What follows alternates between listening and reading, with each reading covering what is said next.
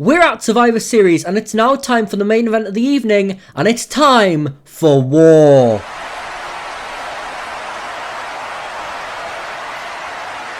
Ladies and gentlemen, my name is Paul Heyman, and I am the wise man to my and your tribal chief. And I am here to introduce to you the one true Bloodline.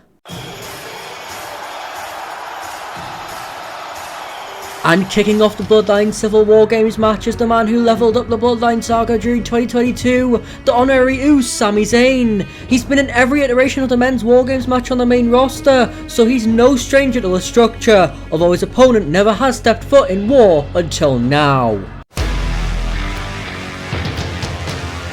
Solo's strategy is to send out the big guns immediately. It's a brilliant strategy by the Timu Tribal Chief, and Jacob of course loves it. He loves the fact that he can inflict pain on Solo's behalf. And with the cage door slammed shut, the two competitors start going at it. They're trading strikes like there's no tomorrow, but Zayn is the underdog from the underground. He can't just simply overpower or overwhelm Jacob. He's an entirely different animal, and Sami knows it, as he does whatever he can to keep the big man down, but nothing's working. Jacob is too much. This is not a good start for the OG Bloodline. Jacob is dominating Sami, and it doesn't help that they're at a disadvantage, as Tama Tonga is the next start to enter the fray. But he brings some new toys with him first, as he grabs a kendo stick before he begins beating it into Sami. It's looking bleak for Zayn, but he fights on regardless. He even manages to get the kendo stick off Tama, and he begins laying into both men before it breaks. But that still isn't enough for Jacob, as he nails a Samoan drop onto Sami before discarding him to the other side of the ring, which allows for him to recuperate as the next entrant in the match evens the odds.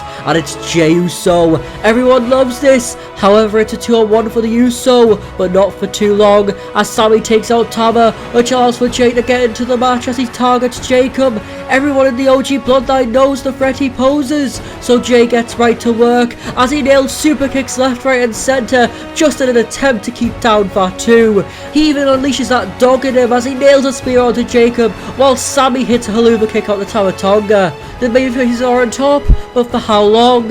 As the next entrant, the infamous Tongaloa, looks to bring the advantage back to the Bloodline, and due to both Sami and Jey being distracted by the aura Tonga carries, that allows for Jacob to make the fight more fair for Tonga to enter. As with Jacob assaulting Jey, the Tongas go after Sami. It's a complete mauling, but Jey and Sami fight on regardless, but they can't match them. It's a 3-on-2. They need help, but they have to hold on by themselves, with each passing second feeling like an eternity for the babyfaces, as with each blow, with each move, they grow weaker and weaker. It's looking hopeless for Sami Zayn and Jey Uso. That is until Jey Uso enters the war zone. All that's left is the two tribal chiefs before the match officially begins, and Jimmy brings some weapons of his own as he brings chairs into the battlefield and smacks it across anyone he sees. But once again he runs into the brick wall of Jacob Fatu. He is seemingly the difference maker in the match, but the match rages on either way, and with it being a 3-on-3 now, it's more of an even fight. It's not entirely impossible for the babyfaces to overcome the heels, but they know that they'll be outnumbered, so they try their best to neutralize as many Bloodline members as possible before the tribal chief arrives, but they're failing. They can barely hold them off, let alone take them out. And that becomes even more evident as Solo Sikoa enters as the last man for the new Bloodline. It's once again a huge disadvantage for the trio of Usos, as they all get battered and bruised by all members of the new blood. Tama and Tonga double team Jimmy, Jacob manhandles Jey, and Solo acknowledges Sami Zayn through physical force. He's beating him to a pulp, but Zayn won't quit. He won't stay down no matter what's thrown at him. That is until Solo hits him with a chair to the skull. Everyone is stunned into silence. Sami is out cold. Everyone looks on concerned, but Solo doesn't stop. He keeps on hitting chair shot after chair shot, with the chair ultimately snapping across Sami's skin. He's out. It's down to the Usos, but now it's 2-on-4. No one can feasibly overcome their odds, especially with the 4 men representing the most dangerous group in wrestling. So they get beaten down, whether it be with weapons, strikes or power moves. They get absolutely clattered by Jacob, Tama, Solo and Tonga. They need their tribal chief, and eventually they get him.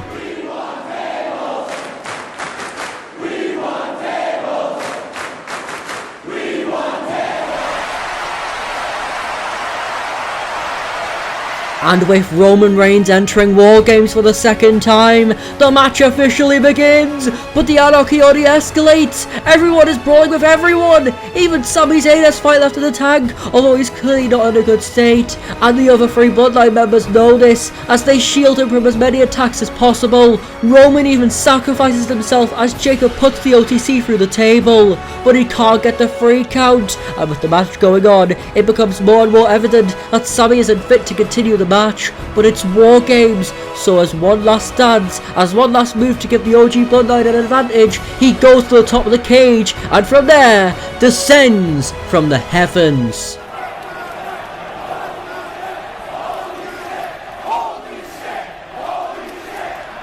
Jacob is done! Sami has neutralized the biggest threat of the match and turned it effectively into a 3-on-3, and that gives Jimmy an equally very dangerous but elusive opportunity as he takes out Tonga Loa through a similar daredevilish spot. But before Jay takes out Tama Tonga, he says to Roman, "Get it done."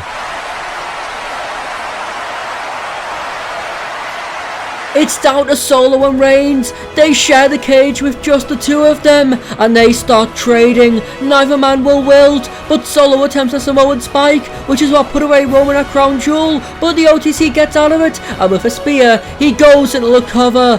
And with no one there to break up the pin, the OG Bloodline win. Reigns gets his win back, and with the OG family reunited aside from Solo Sikoa, they stand triumphant, and Roman acknowledges all 3 downed men. He allows them to celebrate the win without him, but as he's about to leave, he gets cut off by someone electrifying.